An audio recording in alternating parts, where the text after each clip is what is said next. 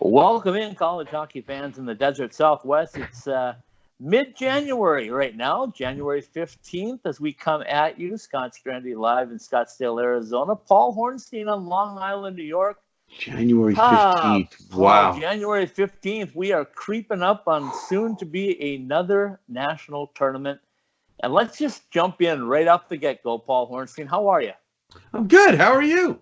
I'm doing wonderful. I know you got a lot of oars in the water, and you need do you need a nice cloning device or maybe a teleport? Man.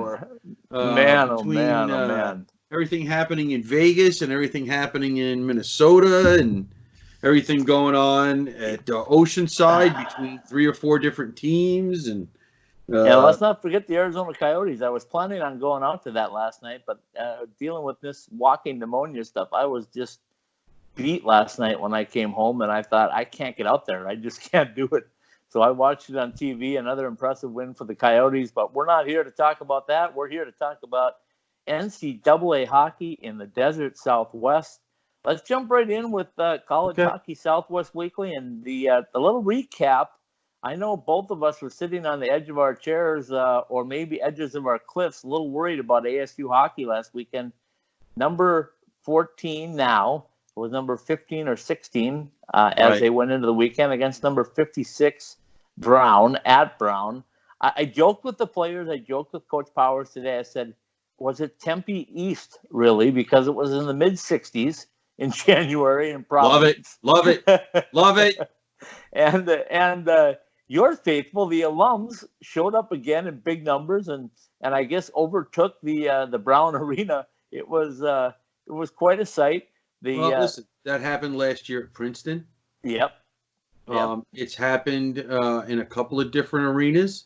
When ASU comes to play here on the East Coast, in the Northeast, and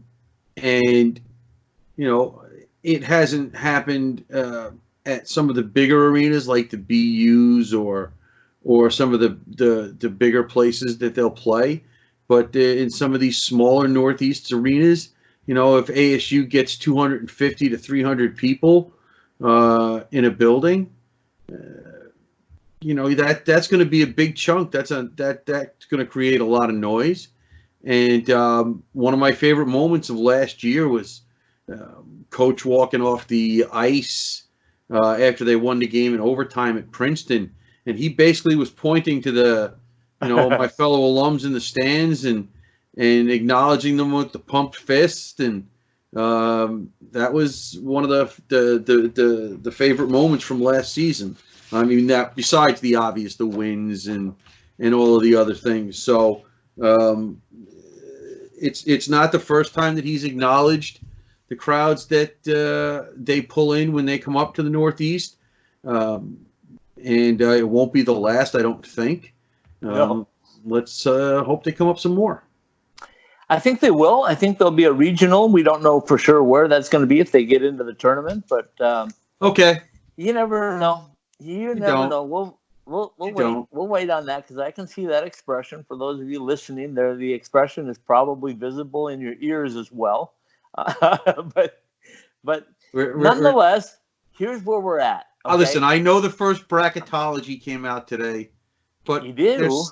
Yes, I do. Okay. I do. What did that say? What did that say? Yeah. It had, based on the current pairwise, another trip to Allentown as the 4 seed this time, meaning they'd play, I think, either Minnesota State or Penn State or something to that effect. I didn't study it because it's just way too early. Yeah, it's way too early. A couple of things that grabbed me this weekend, Paul. You and I have both been talking about leadership, and I thought some leadership stepped up.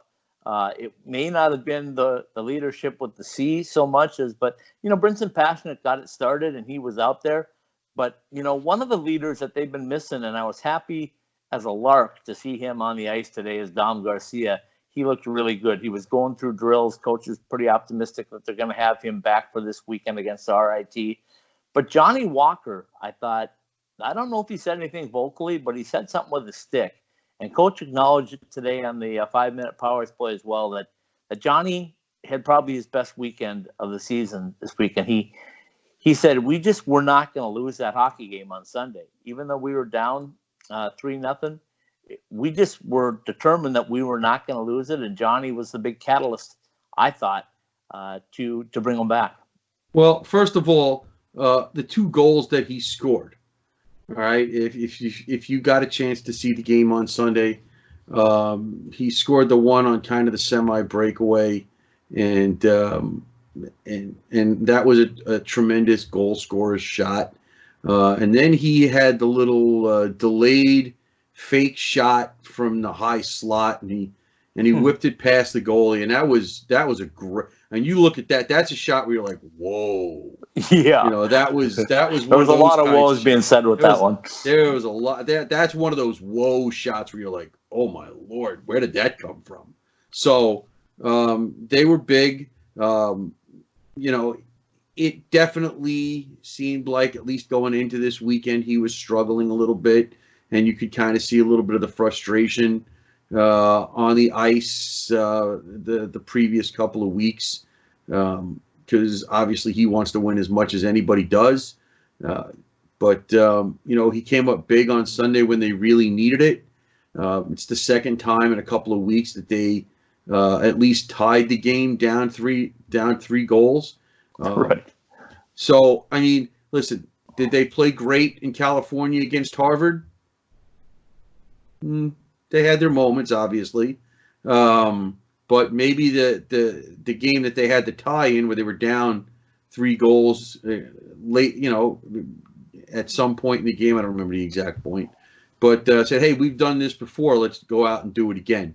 And, they definitely took over that game in the third period.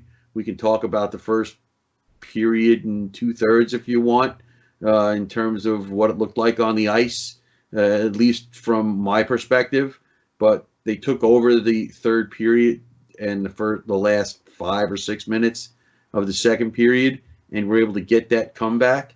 The obvious argument you can make is you shouldn't be down 3-0 to them in the first place, and I don't think the coach would dispute that, because ASU is definitely the better team.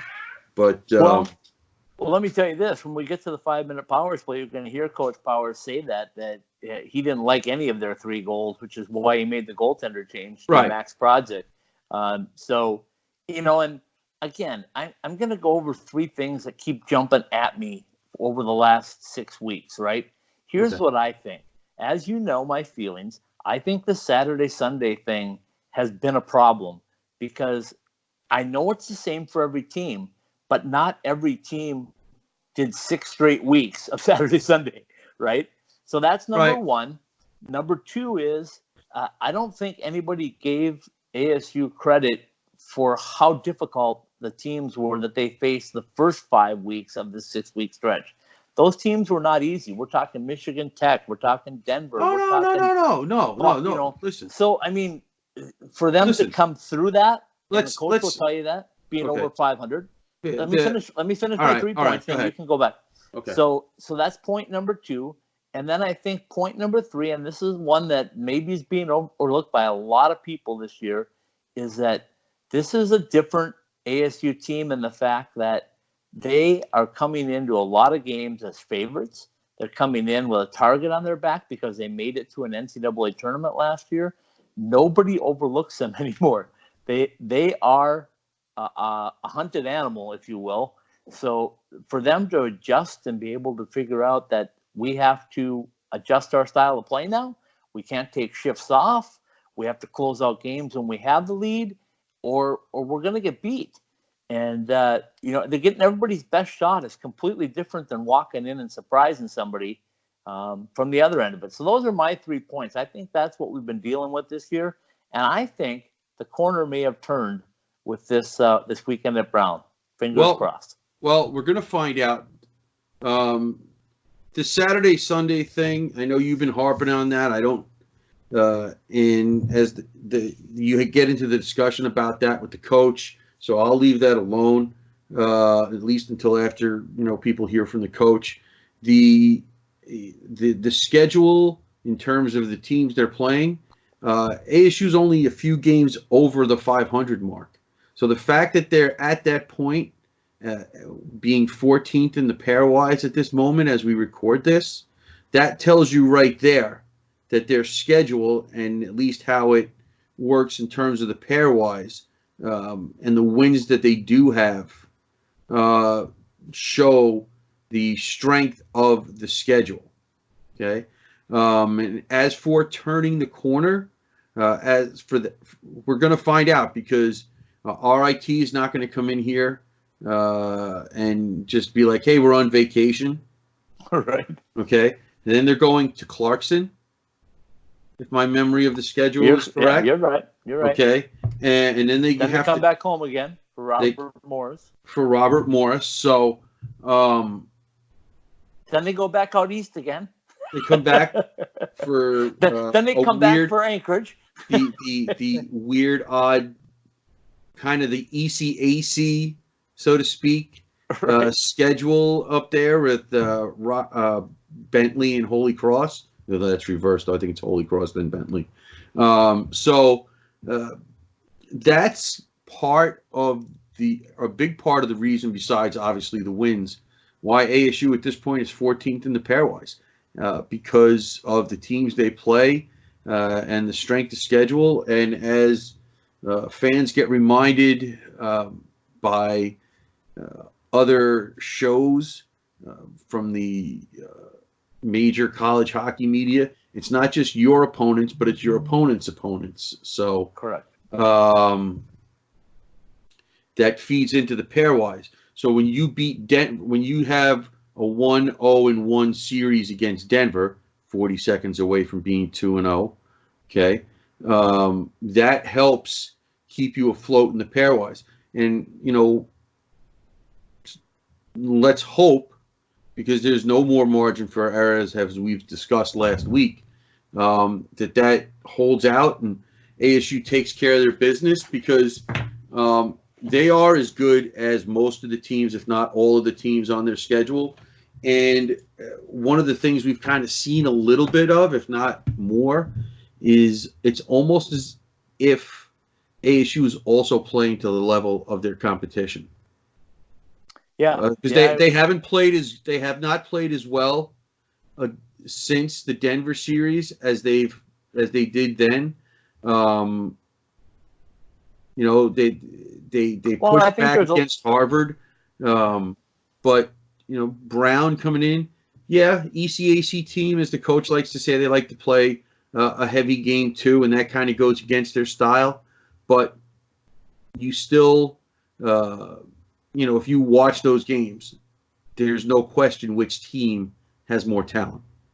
Right, and that I'll throw that back into my 3 steps, and maybe I should have added a 4th, but my 3 points of emphasis, if you will, is that's where you look at the parity also, which would be my 4th point. The parity in NCAA hockey is probably as good as it's ever been among the full 60 teams. You have to number them.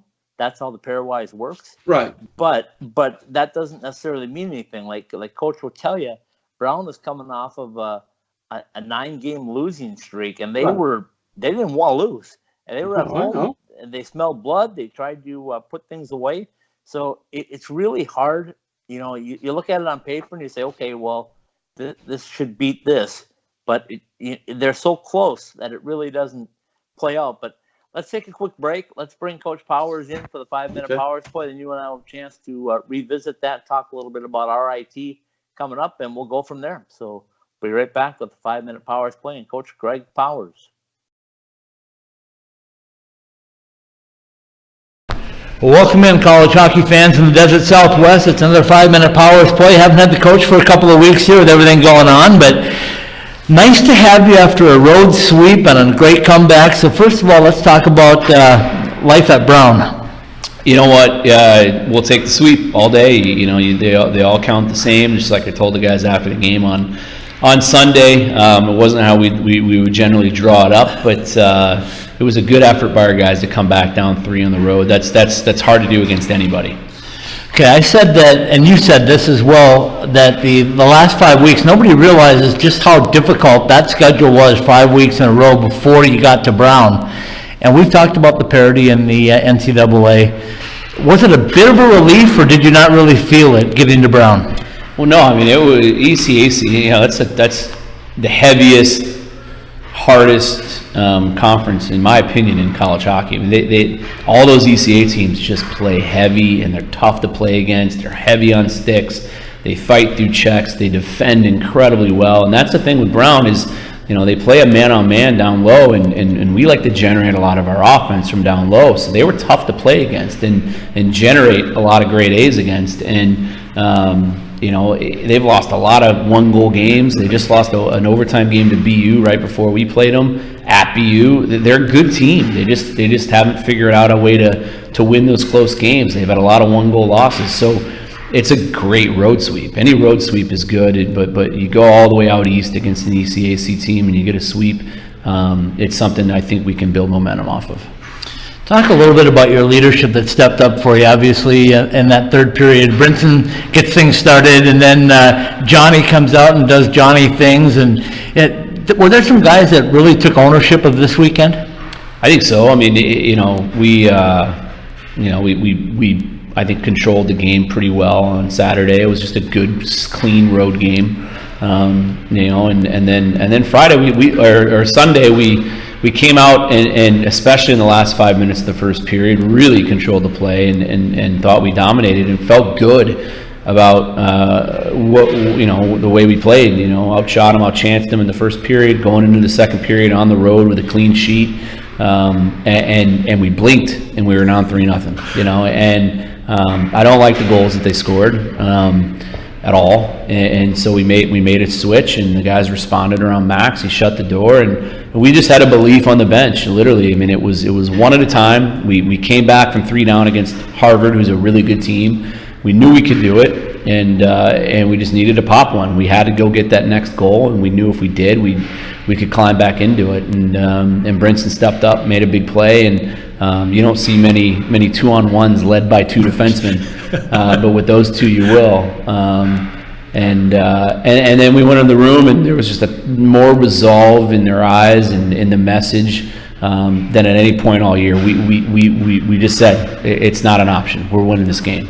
We are going to win this game. It's going to happen. Get it through your heads. It's time that we come from behind and win a game.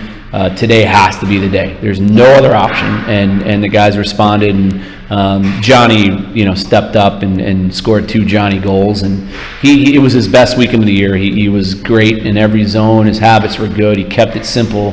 He distributed the puck when he was supposed to. He got it in deep when he needed to. I had individual meetings with every player last week, and I think that really helped reset the guys, and a lot of guys played the right way this weekend. A lot of people could say that trip was more like Tempe than Brown. The weather was beautiful for you guys. Your fan base showed up again like they always do when you're out east. How big of an effect is that for you and the guys?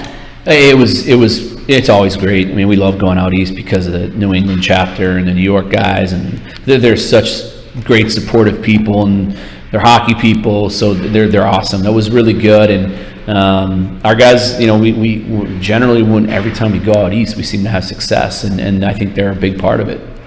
All right, you got Max in the game, turned things around. He came up really big for you in that third period, made some huge saves. But you've been telling Max all season long that your chance is coming. We're going to need you at some point in time. Was this the first time that you thought we really need Max?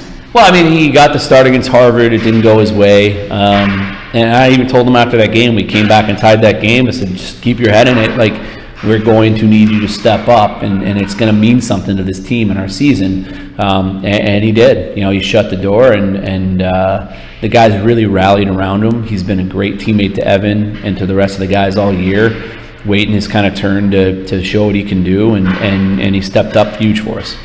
So I understand the flight was a long one coming back. You kind of flew around some the weather and things to get back. You gave the guys a day off yesterday. Today looked like it was a lot of fun. Tell me a little bit about the practice plan for today, because the guys were enthusiastic to say the least. Solid. We got to keep them excited coming to the rink. We got to keep them having fun. Most importantly, we have to make sure that they stay in a competitive mindset, and that's what today was about. We split up the teams, the Canada, Latvia versus the U.S., and Canadian Latvian team clean sweeped them. So it was fun. They worked hard. They had fun. At this point in the year, it's on them. There's only so much you can do as a coach. If you have to overcoach your guys and over prepare your guys for everything that we have at stake, we're in a position where we control our destiny. We're in a position where we win games that we feel like we should win. We're going to get back in. And at this point in the year, it's on them. They've got to go out and execute and be intense and produce, and we're going to give them the resources and the environment to be successful and stay competitive and have fun. And I think that if we can come to the rink with that mindset every day, we're going to have a successful run here to end it. Okay, RIT is coming to town this weekend. You expect big and heavy out of RIT again, I'm guessing, as well. Yeah, they play hard. They're really good. I mean, this is it's a team that just split with UMass Lowell, who's a really good team. They've beaten Bowling Green. They played Ohio State tough. And they're a great Atlantic team. So we went in there and swept them last year. I'm sure they haven't forgotten that. They're going to give us their very best, just like everybody does now.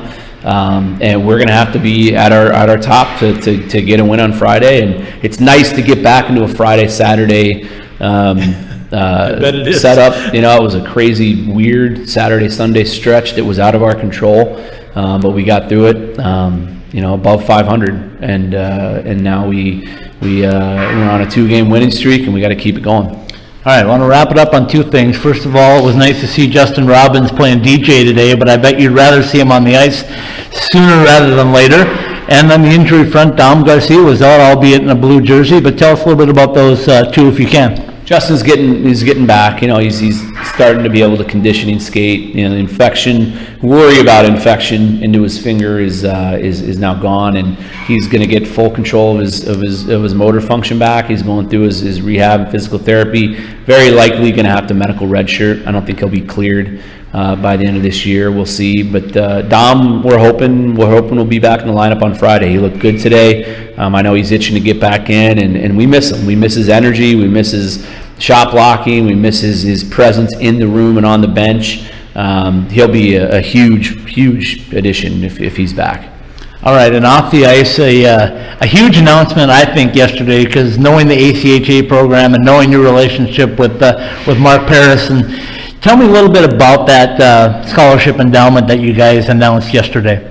It was just something that my wife and I wanted to do. He was a good friend. I played with him here and loved the program and helped us get to where we are today, and just passed away suddenly, a little over a year ago, and in his sleep apnea, and he was a presence locally with hockey and adult league, and just a true Sun Devil. So he loved our program. He loved his days here. He bled maroon and gold, and we thought that starting an endowment in his name would be a great legacy for him, and something that he would be very proud of and happy about. And I know his family's excited about it, so we're excited to have started it.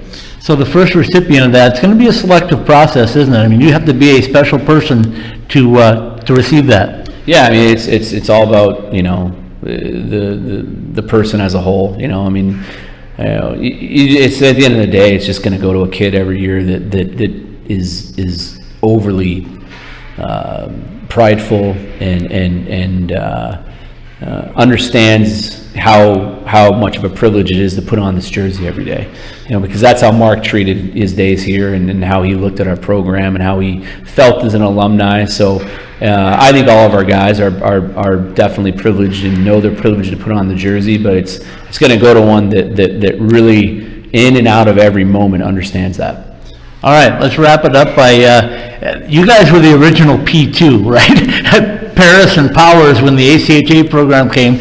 When you mention Paris and Powers down south, they know what you guys did to turn around the program up here at ASU, and that really means a lot to you, doesn't it? Oh, yeah. Yeah, I mean, it's when we came in, it was dominant. U of A was so dominant. They were great. They had an unreal thing going on there, with Leo Golombieski, who started that program. They sold out 7,000 people a game. They would bring in Division I teams and beat them. Like, they brought in Alaska Anchorage and beat them. They were unbelievably good. So they dominated ASU for years. And when I came, it wasn't let's make nationals. It wasn't let's go Division I. It was let's just beat U of A one time. And we beat them here at Oceanside, and I remember it was so cold after we beat them, the Gatorade froze in our Gatorade cooler, and we dumped it on Gene Hammett, and the block came and hit him in his head, and he was split open, and he didn't even care. He was so happy. But and Paris was the guy that dumped the cooler on him, and so and then after that, it got rolling. By our junior year, we had swept them, and then obviously when I was coaching in the ACHA, we completely owned them. They didn't have a chance against us. So, we take a lot of pride in completely owning U of A. That era and that group of guys and the guys that I coached here, that's what we're most proud of. It's not the national championship. It's not the 3 straight Final Fours. It's not beating Division I Penn State. It's literally owning U of A. Like, we owned them. Coach, I thank you for your time as always. Spoken like a pure Sun Devil, folks. Maroon and gold all the way down. Good luck this weekend against RIT, and we'll catch you next week. Thanks so much. And we're back. Scott Strandy in Scottsdale, Arizona. Paul Hornstein out on Long Island, New York, where it's balmy 65 again today, I'm told. Was it? I don't know if it was quite that hot. Listen, I didn't need the sweatshirt if that matters. But you can't go by me because no, we can't. No, because my thermostat is always a lot warmer than everybody else's. So, okay. Well, anyway, you got a chance to listen to Coach Powers. Let's get your overview on it in a second. But let me throw out a little housekeeping as far as injuries go. We did see Dom Garcia on the ice today for practice. The first time he's been on the ice that I know of, at least visible for us. He was wearing the blue non-contact, but he was maneuvering. I watched him come out. He was the first skater on the ice today for practice and was doing a bunch of maneuvers and seemed to be not favoring his lower body at all. So that's a good thing. I think Dom's a big leader. I think we need him back. And before you jump in, which what I know you want to jump in on, Justin Robbins was back. Coach said he's past the point now of any possible infections in the finger. Good. So he is now getting very, very close to coming back and start doing some work on the ice. And I think he's actually skating now or soon to be cleared for skating. So good news for Justin. Good and bad news for him. It sounds very much like he's going to be a medical redshirt. I don't see any reason why by the time he comes back now, you would want to take away his year of eligibility if you can give him an extra one. So there's a good chance that he's going to be a medical redshirt, but that is not finalized as we speak. So we'll leave it at that. Well, listen, when you deal with the NCAA, you never have any idea how they're going to react. I mean, the kid played a half a game and got hurt in a weird freak accident. If there's any humanity there, they give him the extra year back, and we go from there. Dom was kind of a big topic of conversation over the weekend during the games, especially when people were getting frustrated. You deal with all kinds of social media. It's like, oh, they got to bench this guy and bench that guy, and I'm like, wait a second, who? Let's just, for argument's sake, say I am the coach. What am I going to do? I don't have anybody to bench somebody for. Yeah, well, if I was a GM, I'd try to trade for somebody for you, Paul. But we can't do that in the NCAA. No, I mean, the one, and I don't know what his health status is. Jax Murray has not resurfaced, and we know that they were missing Dom, and that pretty much goes to their depth at this point after everything that happened earlier in the season. And the guys are saying, well, then what would you do? What would you do? I go, if I was the coach, and I'm not and I don't have the inside information, obviously, that the coaches do. I'm not gonna lie. I would mix up the lines a little bit to see if they can get away from some of the flat starts that they've had. And that's just me because, that's what happens when you're sitting there like, well, what would I do? I mean, personally, and I don't know if this is possible because I don't, in the old days, guys played center, guys played left wing, guys played right wing. Sure. They don't really do that anymore. They're forwards now. Okay, they're forwards now. Like me, if it came up to me, I would line them up this way. I would, you can Google old Boston Bruins rosters and lines, and I would put Johnny Walker back with Nierim and Sanchez to kind of get that old time Hodge, Cashman, and Esposito thing going. Johnny's not quite as big as Phil Esposito was in his playing days, but he is that kind of guy in front of the net, and you'd have those other two guys crashing the corners and feeding in the puck. I would put PJ Morocco, Jordan Sandu, and Dom Garcia together as a line and kind of try to recreate that tone setting thing that they had going last year with the two seniors. Once again, these are just my ideas. This is not me saying what the coach should do. This is just my reaction to people asking me questions. I would keep Lemieux and Kumanzis together with Phil Buncis, and then have Gruber, Bush, and Steen Pashnik as a fourth line. But that's just me, just because I want to try and mix up the chemistry a little bit and see if we can avoid some of these things. There was a time in, I think it was the late 70s, when Billy Martin was managing the Yankees, and he pulled the lineup out of a hat. Yeah. The Yankees were slumping. I don't think you want to go that far with this. And maybe mix up the D pairs a little bit. I know that Brinson Pasichnuk and Josh Maniscalco have been playing together since day one, but maybe just mix it up a little bit to give teams a different look and make them approach the team a little bit differently. Put Brinson with Jacob Wilson and pair up, Jacob Semick and Josh Maniscalco. Give teams a different look. Even if you don't do it permanently, put Jack Judson and maybe play Connor Stewart a little bit, who's earned some playing time as he jumps back and forth, or just kind of mix things up a little bit, give teams a little bit of a different look. Okay, so we've heard your thought. Now let me tell you what Coach has done, and you probably, if you heard close enough on our 5-minute powers play, he has done a couple of things. He said, which I thought was interesting, he said last week he met with each individual player one-on-one. Right. I thought that was a huge step. Number two is he sat Phil Buncis a night. He sat Demetrius Kumanzis a night. We were there. Yeah, he's done that. Yeah, he's done that. He's mixed up Demetrius. He's moved him as an extra forward. He's brought him on different line combinations. So I think he's trying to do what you're saying, but he's doing it in a bit of a different fashion. I think mine is much more radical. I admit that. Yeah.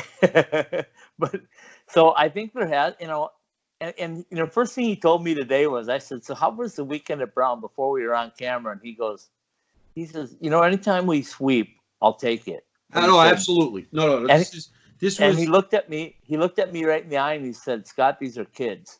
And he said, sometimes they get frustrating. And he said, but all in all, he said, I'm pretty happy with where we're at. He said, he told me again that they control their own destiny. Absolutely. He truly believes that they can control everything about getting into the tournament or not getting into the tournament. He's emphasized that over and again to the team as a whole, and he's emphasized it to the individual players now one-on-one about how important each of their roles is. And nothing I don't think was as important as what he's been telling Max Project all year long. Yeah. And when you hear, go ahead. And I don't quite listen. I'm just being a little bit more radical. I don't imagine that. I know that's crazy. I know. And of course, I don't really know anything about dealing with kids. It's not like I do it every day. They're a little younger, but so these are just this is what happens when I pay way too much attention to my Twitter feed, and people are like, "What are they doing? What are they doing? What are they doing? What are you fire Social everybody? media. Fire the players, fire the coaches, fire this guy, get this guy out of here, dude." So is this a good time? It's only year number 4 of the program. Social media, Paul. Is this a good time to say that we're now on TikTok? I don't even know what that is. I mean, I know now because you said it. You told me a couple of days ago. But honestly, when you told me the other day, I'm like, what? Yeah. What is TikTok? What? I have no idea. Got to stay up with the kids, Paul. Got to stay up with the kids. Oh, no. I try not to talk to them during the week. Why am I going to talk to them on a weekend? Okay, so here we go. So our Pitchfork profile this week, Max Project. I had a nice visit with Max. You get a chance to hear that. I know you haven't heard it yet. We could have gone on for half an hour, but I finally shut it down after about 15 minutes because we talk everything from growing up in Andover and being a close friend of Joey DeCord since they were just little, still very close. Ooh. He said, yeah. He wears 35. He said he still gets messages from Joey. And he said that. I know. That's the guy that had his first professional shutout a week that'd ago. be the guy. Yeah. He said Joey is still in his ear all on a regular basis, asking him what's going on with Sun Devil hockey. He said, I know he's not here anymore, but he's here because he cares definitely about this program and what they're doing. So I think it's going to be an enjoyable listen. In just a minute or two here, we'll jump in with Max. I also want to throw out to Max that how difficult his college, and we talked about this, how difficult his college career has been because he went to BU, his hometown school. He wanted to play. He got behind a really hot goaltender there after graduation. I asked him, I said, how did you ever come to ASU? Because I wanted to hear it out of his voice. Right. And he said Joey had a lot to do with it. Joey opened the door for him, and he said, and this is really a credit to Coach Powers, and you'll hear this in the interview, is that he said that the number one reason was Coach Powers and his honesty, the way he runs the program. He said he is so honest with us, and he said sometimes he tells you stuff you maybe don't want to hear, but when you know it's truthful and you know it's coming from his heart, he's so easy to play for. And he said that's his number one thing right now. Is he said it's not about Max Project, it's about ASU hockey and winning. So I followed that question up, and you'll hear this one too, as I said, okay, so you played for BU. You're part of a national tournament team. Is this team good enough to not only go to another national tournament, but compete? And he said without hesitation, 100%. He said, our room is ready. Our room is talented, and we can definitely we can go as far as we want to go. We're going to find out over the next 6 weeks. All right, let's take another quick break. Let's bring in Max Project. Let's have him talk to us on the Pitchfork profile, and then you and I will come back and wrap things up and prepare ourselves for another matchup with a big bruising team in RIT, a team that ASU swept last year out there, and Coach reminded us that they probably have not forgotten about that. No, they probably haven't. We'll be right back with Max Project.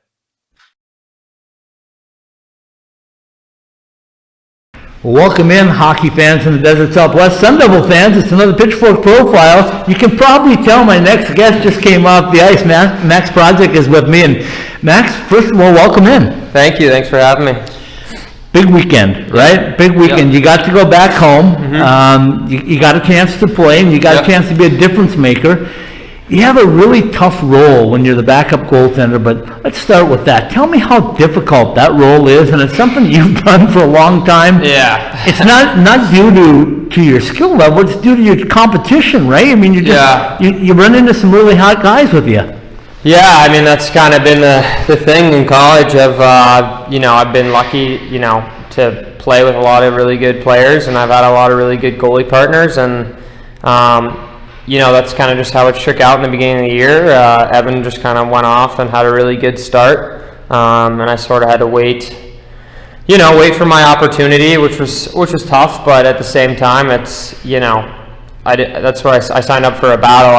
There was nothing was guaranteed when I came here, so I knew that there was a risk that would happen, and also, I really like the team here. You know what I mean? As disappointed as I was maybe to not be playing as much as I would like, I'm still happy to support the guys because I really like the team. I like the coaches, and I like what everyone's trying to do here. It's not really about me or how much I've played or whatever. It's just about how the team's doing, and we just want to win, like, no matter what. Like, that's all that matters. Like, sure, I'm happy I got to contribute a little this weekend, but also, like, I'm more happy that we just won.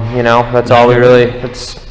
I've been doing this for a while. It's my 5th year, right? I've seen it all, and, like, I don't know. I feel like at the end of the day, sure, I want to play and I want to be the starter, and I want to contribute. But what I want more so is to have good relationships when I'm done playing, and I feel like that's something I'm really doing a great job accomplishing here. And I think even when there's times if I haven't played as much as I would like, I'm not really upset about it because I'm happy with the people that I'm with, and also that choice isn't mine to make. Coach Powers has been great to me. I'm lucky to even be here, I didn't play much at BU, and I was lucky to get a spot here. Right. And so, whenever he needs me, I'm ready, and I think I'm just trying to, I'm the player and he's the coach. I don't really have any say in that. If he tells me to go, I go. If not, I support the guys and just try to be a good teammate, All right, let's talk a little bit about Andover, Massachusetts. How much did you know of Joey Decord before you came here? And did he have any effect on you wanting to become a Sun Devil? Yeah, so me and Joey are really close friends from back home. We like train together. So his dad runs a goalie school in North Andover, Mass called Stop It Goaltending. Right. So Joey and I pretty much just grew up training together and skating together, and every summer me and him have just skated together for ever since I can remember, and now we're really close friends. So obviously, that had a hand in me getting a spot here because he put in a good word for me, Right. And also it was just like a good fit. They kind of I play sort of similar to Joey. We've been trained in the same goalie curriculum our whole lives, and it was just a good fit. Joey gave the coaches a good recommendation on me, and Joey gave the program a great rec for me, and it was an easy choice. Especially Joey loved it here. I know Joey misses it. Joey's doing great right now, but I know he misses it because I know every time anything happens, he's like, oh, like, what's going on? How's this? How's that? And that's awesome because he loved it here, and I'm happy and very grateful to be here, and I'm grateful that Joey had a hand in that, and Joey's a good friend. I'm happy to have him. All right, let's talk Sun Devil hockey. I mean, when you were talking about coming down here as a grad transfer, you and Coach Powers met, obviously, and you knew there were no guarantees. Yeah. But all of a sudden, you're going to China, and unfortunately, Evan doesn't get to make the trip, and you're thrown into the fire. Yeah. How did that feel for you? I mean, I think we were all kind of surprised when that happened to Evan. I wasn't happy because I knew he really wanted to go on the trip, and I had met Evan and known him for a little bit, and I knew he was a great kid, and regardless of the hockey piece, that was going to be a big team part of our year, and so I knew he was disappointed, and I certainly felt for him. I'm sure he was concerned about Justin Robbins and I getting play and him not early on, but the China trip personally for me was great because, one, I got to know the guys, and it was like, hey, you're in a foreign country with everyone. Here you go, figure it out, and two, I got to play and get comfortable and kind of, try to show everyone what I'm capable of, when I play well. And so it was kind of nice for me to get to just kind of do my thing over there, and I felt like the trip went really well. I had a lot of fun. I know the whole team had a lot of fun. The team played great. We won the tournament, and it was good. I mean, I think the preseason for me went about as well as I could have asked personally, and I'm happy that the team had a lot of success in China too, because I think it's just a way better trip when the hockey went well. I think if we had a couple bad games, I don't know how, we might have been doing sprints up the Great Wall or something, I don't know. Okay, so you got that out of the way. You've seen pretty much everything, like you said, from being at BU. When you look at your teammates right now, and everybody down here wants to know, was last year a fluke, or is this team ready to be a national tournament team and a contender? No, this is a legit team. it's a different style of hockey. You know, we wear guys down, we're physical. But I think the thing that really separates us is that we can play a couple different styles. You know what I mean? When we play teams that are heavier, we have guys that can hit and get pucks deep and play a hard game down low. And then we also have some guys up front with good skill and speed. So it's a good balance that kind of allows us to do a lot of different things. And also the coaches are very diligent with their game plan. You know what I mean? There's always a good... a scouting sheet with everything about the other team, all their other vitals and things that we should know. The PK always knows what to do. The PP is very well coached. The goalies are well coached. And then overall, the thing that I think Coach Powers does a really good job of is, it's his team. Yeah. The assistant coaches do a great job and they do their roles, but at the end of the day, he calls the shots, and I really like how everyone's working together. You know what I mean? I feel like the coaches are all on the same page and they all know what their roles are, and I think that is crucial because you get on teams maybe where there's a coach that wants to do a little more than what the head coach wants and all that, and I appreciate how, from my perspective, I feel like the coaches are all on the same page and they all do a great job, and I think that's what makes us successful too, because we know what we need to do well and we know what the other team is going to try to do well to beat us when we play them.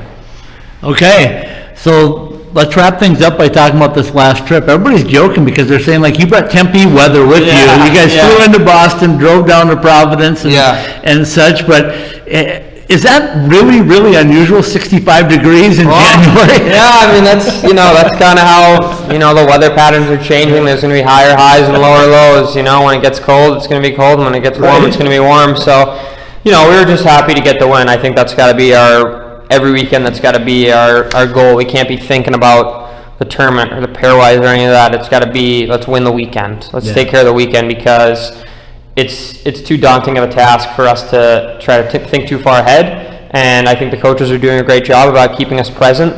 And again, I'm here, I just want the team to do well. I want to continue to have great relationships with my teammates, and at the end of the year be able to say I have a lot of close friends, a lot of close teammates, because you talk to everyone when they're, if you're done playing hockey, you hear people that say, whenever they're done, they always say, I'm going to miss the guys. Right. That's what everybody says. Sure, you miss playing the game, but what you really, really miss is being on a team, and I'm really happy to be here on this team because it's a really close group, and top to bottom, it's great just being able to get along with everybody. All right, two-parter to end things for you. Joey's grandpa used to follow everything I did. Yeah. He knew everything that happened to Joey down here before Joey did. Yeah. You got any of those in Andover that are keeping an eye on you? Yeah. So my parents are both, very supportive, and I have two older brothers, Ben and Daniel, that are both, keep an eye on me and what's going on. I have an uncle. My Uncle Dave, who's very, very supportive and keeps a close eye on everything. I have a great supporting cast. I have a lot of friends from high school that always check in on me, and I'm very fortunate in that regard. I have a lot of people that are looking out for my best interests, and it's exciting. It's an exciting time, and regardless of what happens throughout the year, I think the whole team's just looking to continue to bond and get closer and just try to make this season a special one. All right, last one for you. That Andover goalie train, is there any more coming up in the pike? We got some more coming out there? I don't know. I hope so. I mean, they're doing something right. I mean, the way that, stop at goaltending has grown over the past couple of years. I mean, it's like they're raising like a goalie army over there. Like they have it. The training center there has everything that you need, weights, yoga, vision training, all this stuff, and now more than ever, goalie coaching is more readily available for people more than ever. Like, if you talk to Evan, I mean, this is one thing that I thought was amazing about him, because Evan's really good, right? And he didn't have a real goalie coach until he was in juniors. Wow. And that to me is really impressive. But now I feel like goalie coaching is more readily available, and hopefully there's some more Andover kids, just East Coast kids in general, that give this program a look, because this is a special place to play. It's different. The quality of life outside the rink is different than anywhere else in college, and it's an honest program. You know what I mean? Like it's still relatively new, and it's honest. Like Coach Coach will tell you how it is and how he feels, and whether you agree with that or not, it's amazing at least knowing where you stand, Right. you know? And so, no, I love it here. I'm really happy with how the year's been going, and I can't wait to see what happens next. All right, Lige, you got to ask the last question. We Yeah. follow you on social media. Yeah. Where does the Prodzilla come from? So I had, when I was in prep school, there was a kid that I went to school with who was one of the captains with me on the hockey team, and he was like, I was making like a Twitter one day, and I was like, geez, like I don't know what my thing should be, and he was like thinking, we were literally sitting in his car, and he was just thinking about it, and he was like, oh, like, what about like Prodzilla? Like it's like Godzilla, but it's like Prodzilla, and it's like funny because like I'm not a super intimidating guy. I'm 6'3", I'm pretty skinny, you know. It's pretty goofy, but it's kind of just taken off, and it's a joke, and that's it. It's Prodzilla ever since then. I remember my first mask in college. I was like, should I get it on my helmet? People might think it's kind of weird, and I was like, definitely have to get it. So, all right, Prodzilla. Well, keep up the good work. Congratulations on a great weekend, and let's keep this thing rolling and see another national tournament here. Yeah, sounds like a plan. Thanks for your time. Thank you.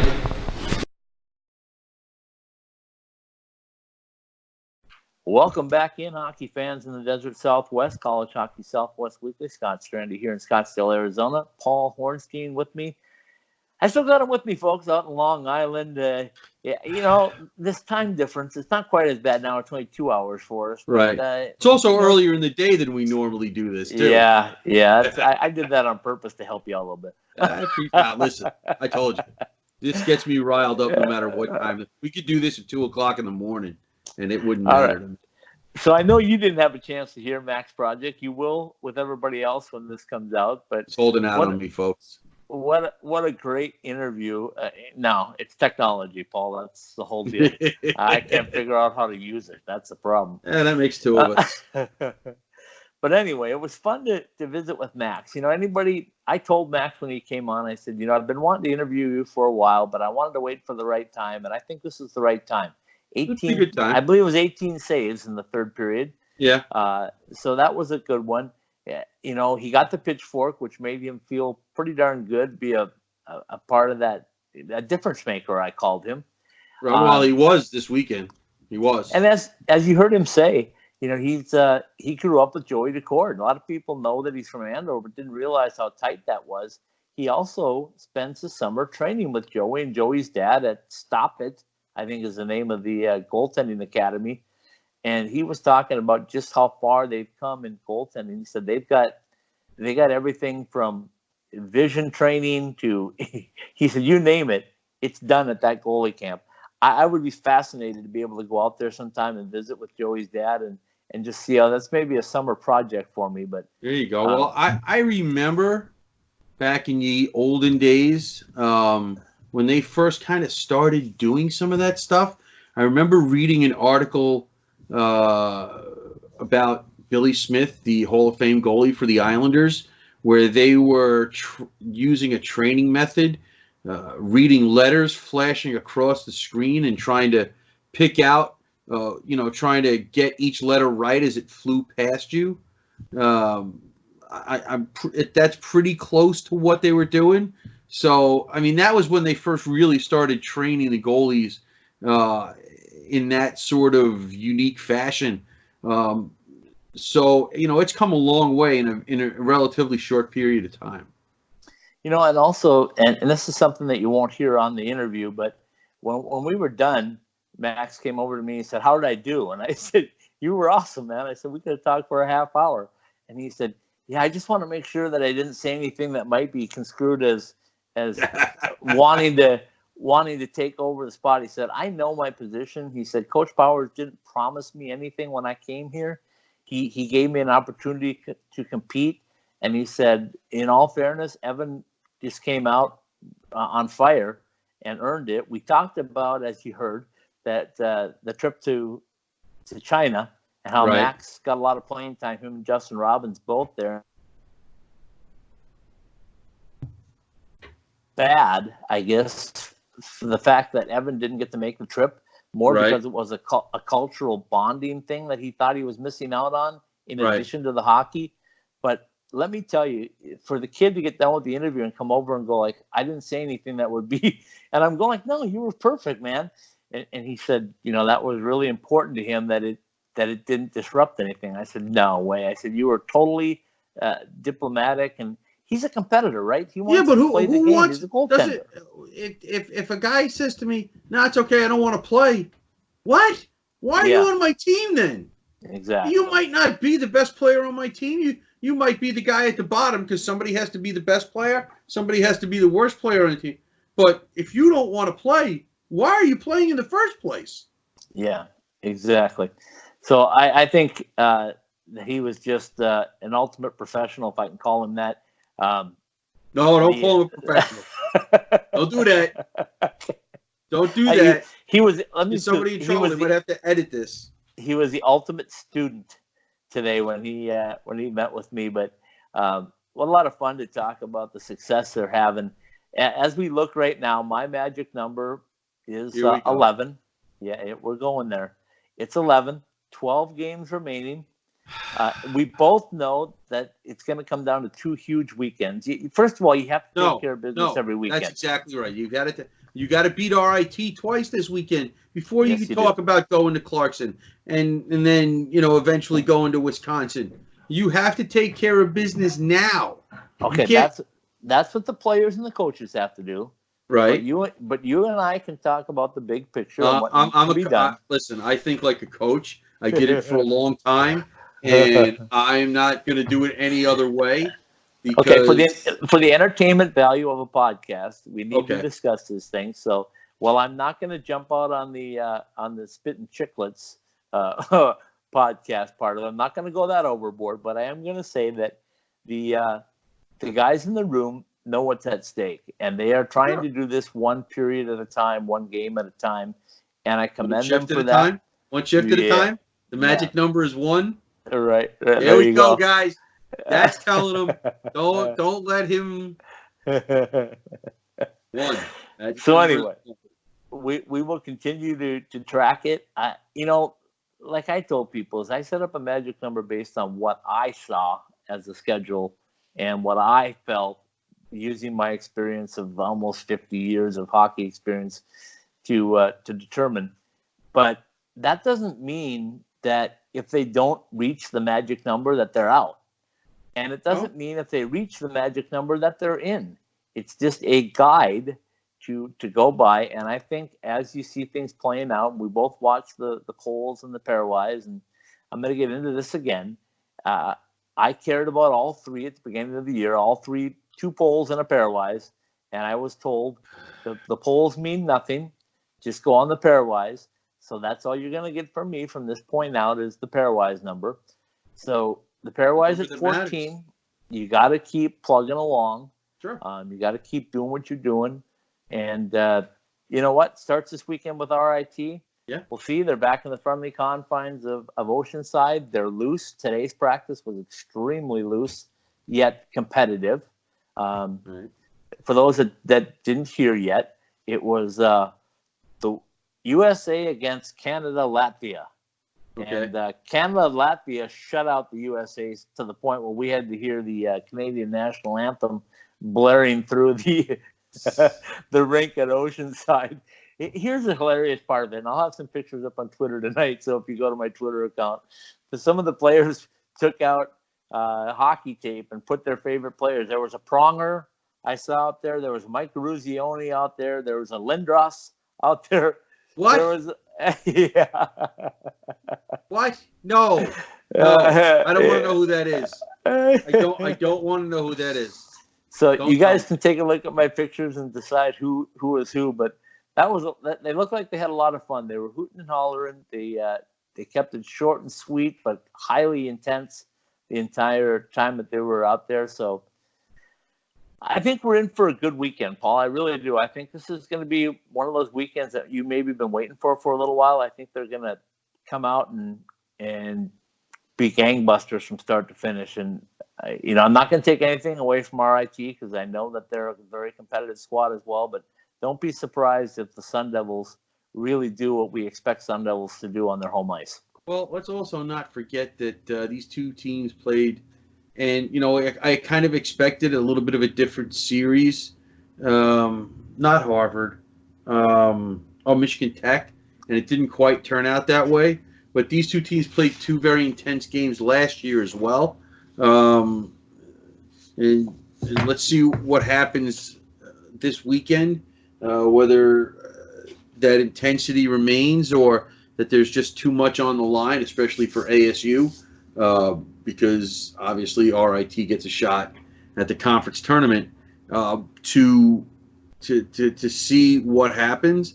Because I don't know if the coach will be happy with me bringing this up, but the two coaches did have a little conference after the second game was over last year. So did I put that politely enough? Yeah, very nice. Well done. Yeah. So okay, so I wanna close things up unless you got something more to say. Which is, I shouldn't even open my mouth on that, folks, because I know he's got more to say. But I want to close up the podcast on something I thought was really the epitome of Coach Greg Powers and ASU, and the endowment scholarship that Greg and Jessica started for. Go ahead. Yeah. Go ahead. No, you finish. No, under the name of Mark Paris, who, if you don't know Mark Paris, the ultimate Sun Devil is all I can say. He loved hockey. He loved ASU. He loved everything. He died unexpectedly about a year ago. Sleep apnea was the cause of death. 44 years old. Went to sleep one night, didn't wake up. Very close friends with the Powers, both Jessica and Greg. And there was something they wanted to do, Coach told me today, as you probably heard in the 5-minute Powers play. We chatted about it. I joked with him a little bit on it, though. I said, you guys were the actual first P2 in the Arizona. It wasn't Patrick Peterson. It was Powers and Paris, because they bonded initially when Coach came to ASU, and they were driving force in turning around the Arizona State ACHA program, and they were driving forces in getting an NCAA program and moving forward. And more importantly, as Coach, as you heard him say, he doesn't get very many times where he can jump out and talk about his pride. And he said more than winning a national tournament, beating the U of A and dominating the U of A was more important to him. So congratulations to the Powers for starting the scholarship. They are going to look at somebody that represents everything that Mark Paris would have liked in an individual. So kudos to them. I mean, the program just keeps continuing to build a footing, and hopefully that means we're going to lead into another tournament appearance, and then after that we're going to get an announcement of a building, and then we're going to get a conference, and then pretty soon we're going to be a powerhouse in the Desert Southwest. Well, see, now you went and assumed that I was going to go crazy and rant and rave about something, when the endowment thing is exactly what I wanted to was going to bring up. So See, I don't know if that's great minds, folks. Yeah, I don't know if I would be too proud about thinking the same way I do there, but yeah, that interview that part of the interview hit home a little bit more than you could imagine.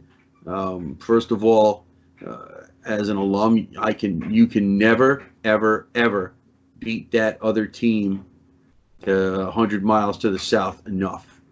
If you cannot beat them in anything enough, okay? And secondly, when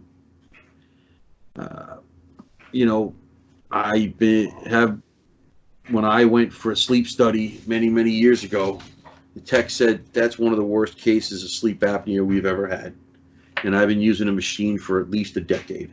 So yeah, that's that hit home a little more than I expected. I did not know the story behind Mr. Paris, when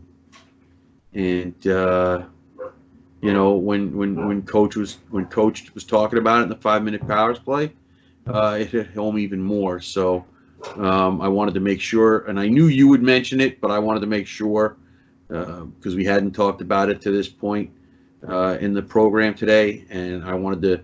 It was one of the little notes that I wrote down. I wanted to make sure that we got that in, and I knew you would. But yeah, absolutely. I'm glad you were there for me because you always got to back me up because you never know. All right. So final thing is to thank our sponsors. our guys at Sprint, I mean, this is our newest corporate partner. What a great job they've done in getting us mobile connected. Can't say enough good things about the Sprint, particularly the one here in Paradise Valley, Arizona. So if you want to get out there, $50 is coming your way for signing up on a new plan with them. Get out there, check out our Twitter, check out our webpage. Also want to mention the fact that College Bar and Grill is back. They are at Mill Avenue, and I understand Monday night was their first Monday night with wings, and they broke. In their words, they shattered the wing record for number of wings consumed on Mill Avenue. So a new facility, same great people, same great food, but on Mill Avenue, which is going to keep them busy a lot more than they were at college, even though they're not quite as close to the coach's office as they used to be. The way it goes. Anyway, so welcome back, College Bar. Also want to thank our friends at the Ice Den, Scottsdale and Chandler, and of course our friends at Oceanside for always being there in luxurious studio number 3 that I get to go to every Tuesday. Sure. Looking forward to tomorrow night's ACHA final home game already. Can you believe that, Paul? The final ACHA home game for ASU. That's not even February yet. It's not even February yet. Yeah, that's the way their schedule tipped. So they have games left, but their final home game is tomorrow night. One senior, I understand, Austin Palumbo is the only senior. Zach Kowalczyk is also a senior, but he's got a year of eligibility left, which I don't know how they pulled that off, but it sounds like Zach Kowalczyk's coming back next year, which would be fantastic for him. He's their captain this year. And then I want to shout out our friends at OxyPow, also our friends at M-Drive, who have been just fantastic with us. A new M-Drive coming up as well. It's going to feature Austin Palumbo, by the way. So it should have been out on Tuesday, but with everything going on with my health issues and everything, we delayed a little bit, but our friends at M-Drive are always there for us. Am I missing anybody else? Our guys behind the mask are always there for us. We got to shout them out as well. And we always have room. Roger Klein is coming on board soon. I would assume that hopefully we can get something done and get Roger up before February. So that's what we're looking forward to. I know Paul's looking forward to a little bit of tequila to see if that is really as good as it's branded out to be. But when you're at the Sun Devil home games, you can get Roger Klein's used to be Mexican moonshine rebranded. So welcome aboard a little bit in advance to Roger Klein and his wonderful tequila. Yeah, I can't keep track. We're working on it, folks. I think you got them all. Keep bringing them on. If I missed you, just send me a text message. Yell at me. Do whatever you need to do. Just be nice to me. Don't hurt me. All right. So let's wrap up another edition of College Hockey Southwest Weekly and tell you that you should tune in next week because we're going to recap the RIT series, and we'll have another great guest on the Pitchfork Profile and hopefully another visit with Coach Powers. His schedule is crazy, but whenever we can grab him, we love having him on. I think this might have been the best 5-minute power. Yeah, I thought it was. I really did. I thought I told you that earlier before we even started. I thought this was the best shot yet. And if you can't get enough hockey, tune in on Sunday and get the Relive the Miracle 2020, the Do You Believe in Miracles podcast. Paul and I will be there talking about 4 more of the 1980 gold medal hockey team, which are celebrating 40 years in Vegas, February 22nd. I believe that's somebody's birthday as well. Oh, I know. Who Max you're talking Project. About. Max Project's birthday. There you go. And also Paul Hornstein, no idea what you're talking about. I don't have birthdays anymore. All right, so that's it for tonight. Till next week, Scott Strandy from Scottsdale, Arizona, saying so long. Good night.